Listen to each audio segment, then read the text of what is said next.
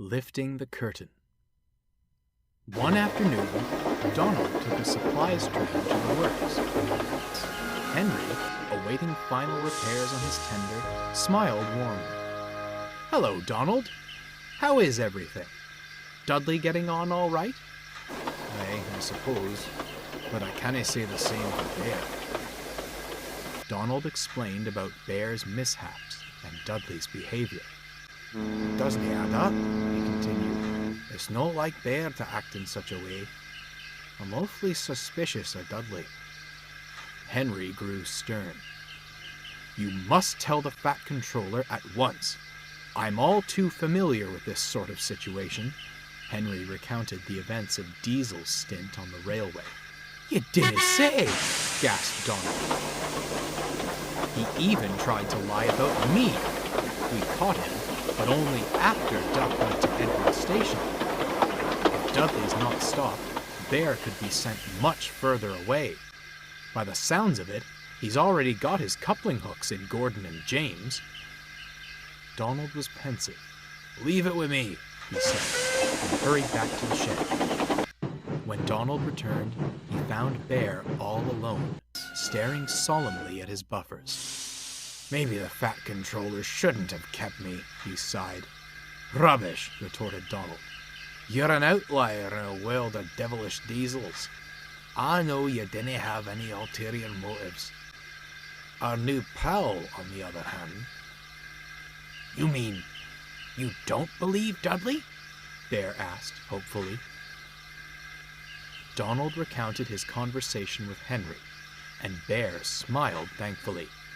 "And here I thought I was all muddled in the radiator. The question is, how do we prove he's behind all this?" "I know just the thing," Donald winked. The next day, Dudley was dozing at the shed. Donald was shunting nearby when Bear came excitedly along. "I say, Donald," he said loudly, "where'd you put the coaches for the VIP train?" "Near the station," Donald replied with a grin. "They're ready and waiting for you." "Excellent," said Bear. "I'll be off then. Must be spick and span for our special guest." "A special guest, eh?" smirked Dudley. Bear was waiting in a siding for his driver to return, pretending to be asleep. He heard the rumble of trucks rolling past, accompanied by deep puffing. When the sound died away, he opened one eye. The trucks sat on the points, blocking him in. "Worked like a charm," he chuckled to himself. Meanwhile, Dudley skulked around the sidings by the big station. Special coaches, he thought. Where could they be? "Over here!" came a voice. Dudley perked up and hurried towards it. Into a siding he swerved, and waiting for him was... "Well, hello," grinned Toad. "You must be Mr. Dudley." "You're not a special coach," Dudley growled. "I never claimed to be one, sir," Toad replied in his chipper manner. "Were you looking for some?" "There's meant to be a VIP train," snarled Dudley, "and I'll be the one to take it." "A VIP train? That does sound thrilling." Dudley looked back in amazement. There was Bear.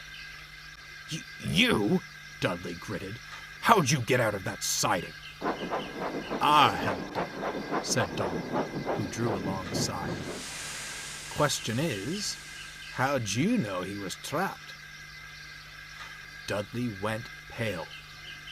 That is to say, "An excellent question indeed, Donald. I'm most curious to hear the answer." The Fat Controller stepped out of Toad. "Well, Dudley, shall we have the truth this time?" The engine's bewildered face twisted into a wicked snarl. "Yes, it was all my doing. I'm still an engine in his prime. Why should I face the prospect of scrap? Oh yes, we've all heard of the sanctuary that is the Fat Controller's Railway. A haven where steam will always have a place. And yet, Dudley trailed off, glaring at Bear. There still appear to be rats among us. I've proven my worth. Surely you wouldn't send an engine to his end, sir? The Fat Controller pondered. No, Dudley, he said at last. I wouldn't. Dudley smirked. And I wish you luck in finding a new home. However, it won't be here. You can't, Dudley gasped. Deceit has no place on my railway. I welcome any engine, steam or diesel, who shows that they are both useful and honest in their work. I hope you learn to change your ways. Perhaps then you will find what you seek. I politely ask that you leave at once. There was silence. Donald and Bear stood with bated breath. At last, Dudley gave a sinister smirk. Perhaps this railway isn't any different after all. You call this deceit? Ho, ho, ho, my dear sir, it is survival.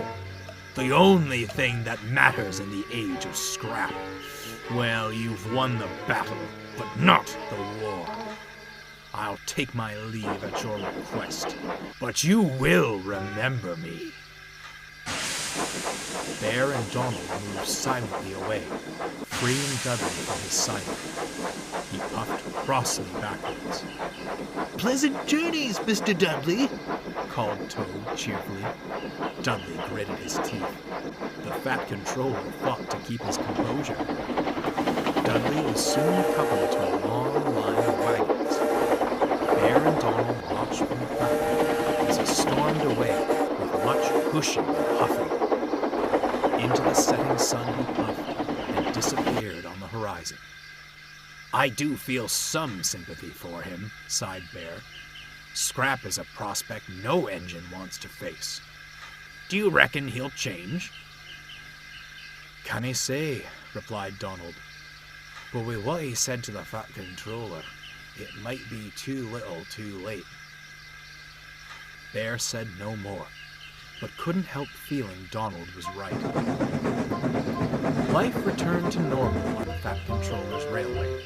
Henry came home from the works and gave Gordon and James quite an earful.